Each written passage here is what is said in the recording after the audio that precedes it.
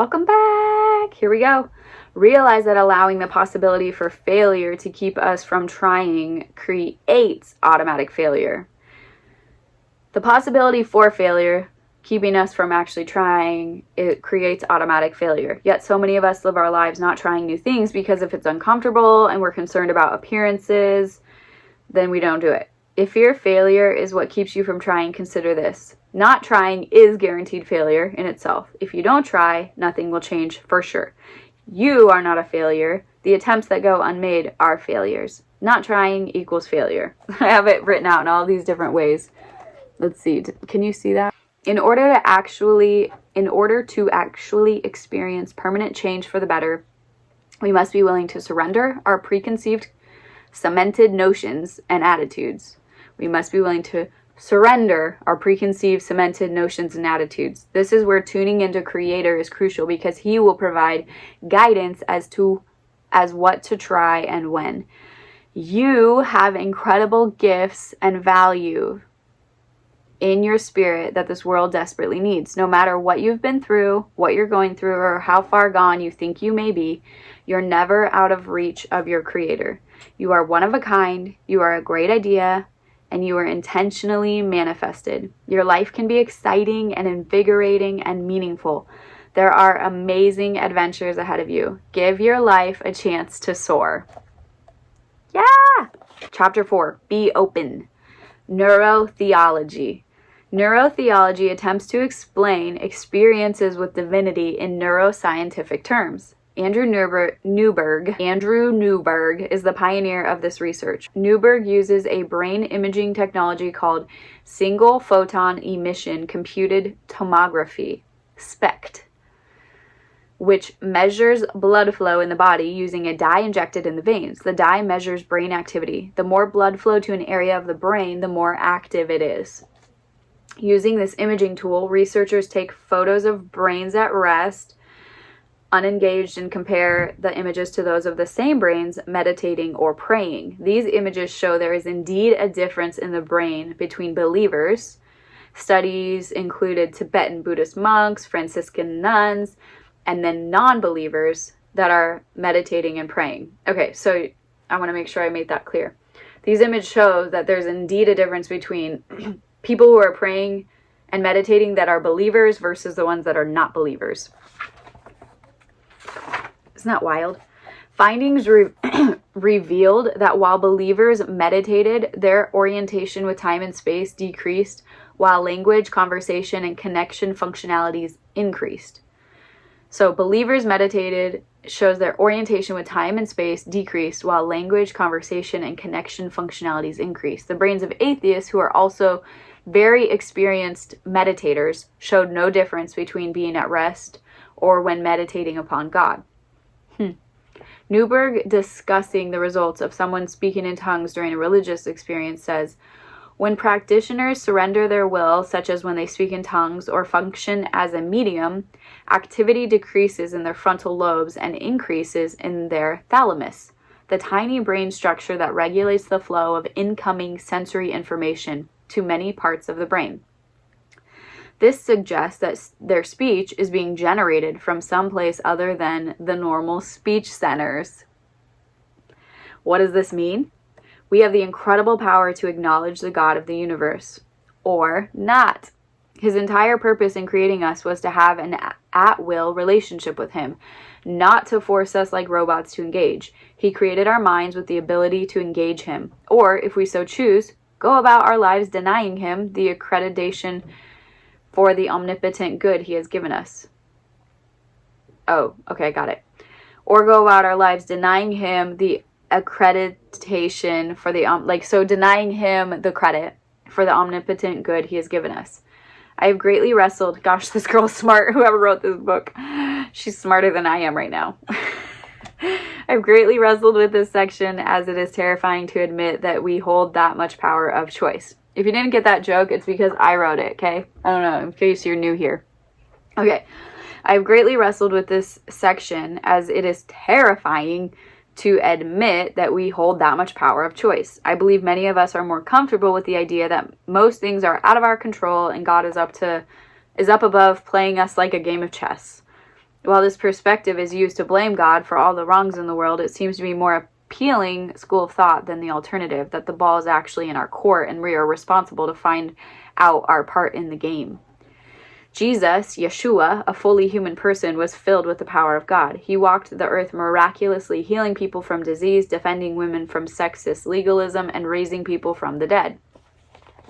He performed these miracles on this planet, like this one, the same one we live on right now. Along his journey, he asked a few people who knew him well, "Who do people say that I am?" They answered, "Some say John the Baptist, others Elijah, others say this other prophet." He asked them another question, "But what about you? Who do you say I am?" Matthew 16. Our Creator has always wanted to lavish us in his love, but he desired for it to be on our terms.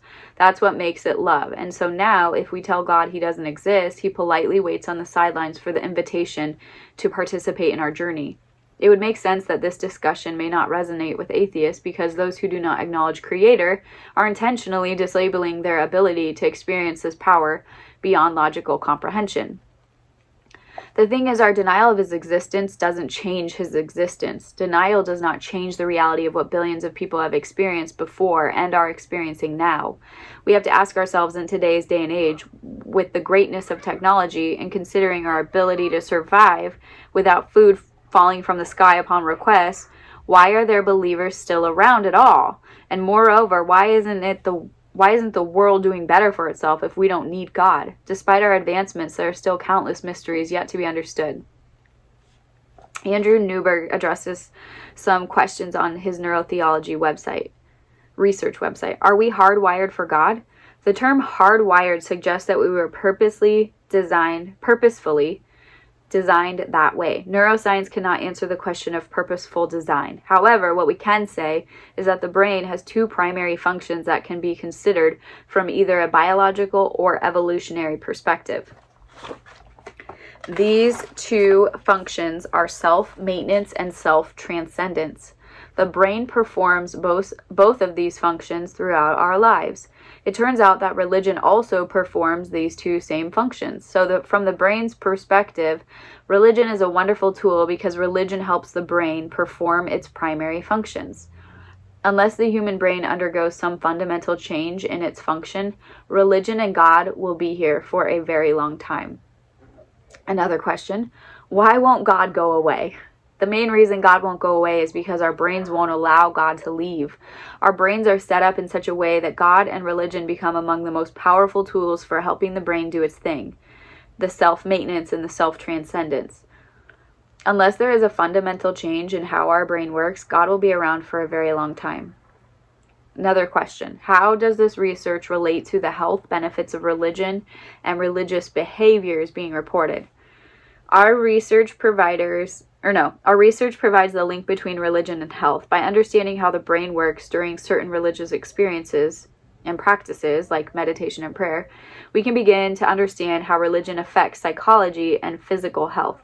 For example, our model of brain activity during meditation indicates that there may be very demonstrable reasons why people who frequently practice meditation experience lower blood pressure, lower heart rates, decreased anxiety, and decreased depression, period.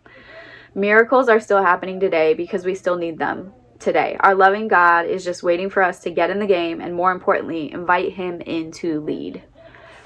Just side note, I got a lot of flack for that part because one of my religious, relatives, I guess, she didn't want me to say that we have the capacity to not believe in God. Even though I'm like, did you not see all the neuro whatever? And so anyway, I don't know why. I guess because it's scary to think that we have that much free will. But I still believe that God is coming after all of us, and I believe that we have I don't think he's gonna miss anyone, you know what I'm saying? I just don't. We have the choice, and that's pretty scary, but I also have this wrestling match with, I'm like, okay, if deception is what would cause us to not choose God, and he came so that we would not be deceived, I just feel like he went to a lot of trouble to send love for us. So I don't know, I try not to worry about it a whole lot, and I feel like he's the God of the universe and he probably has it sorted out. Okay, check-in. So, hey, how are you doing right now? You person listening? Yes, you, the meticulously and miraculously created person reading this or listening. Take a minute to identify what's going on within you. Are you experiencing resistance, discomfort, even irritability? Is tension present that wasn't there a few minutes ago? Is it being caused by all the faith talk?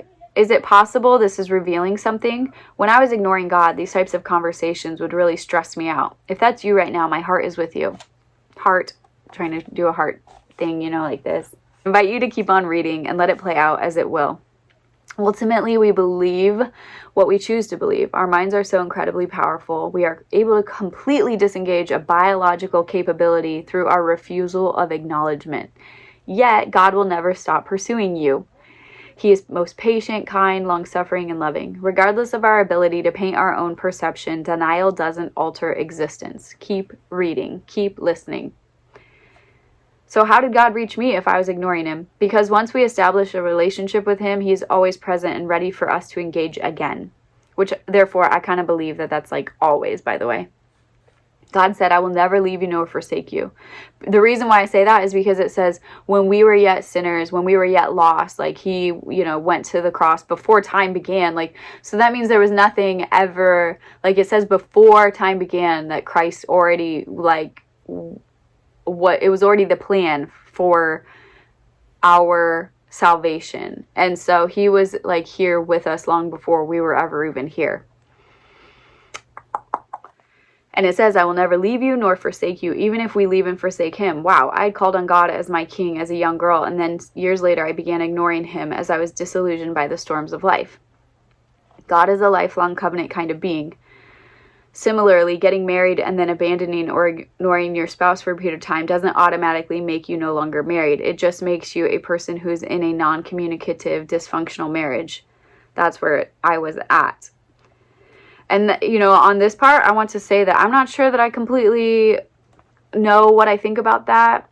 I do think that we have the choice to, abandon faith and choose to opt into something else if we don't want God. And, that's our free will power choice. But I don't think that being lost is a good enough, he's not going to abandon us. That day in Los Angeles, although I was not praying to him, nor meditating upon him, nor seeking to have a conversation with him, God met me because once the invitation is made, his pursuit is relentless.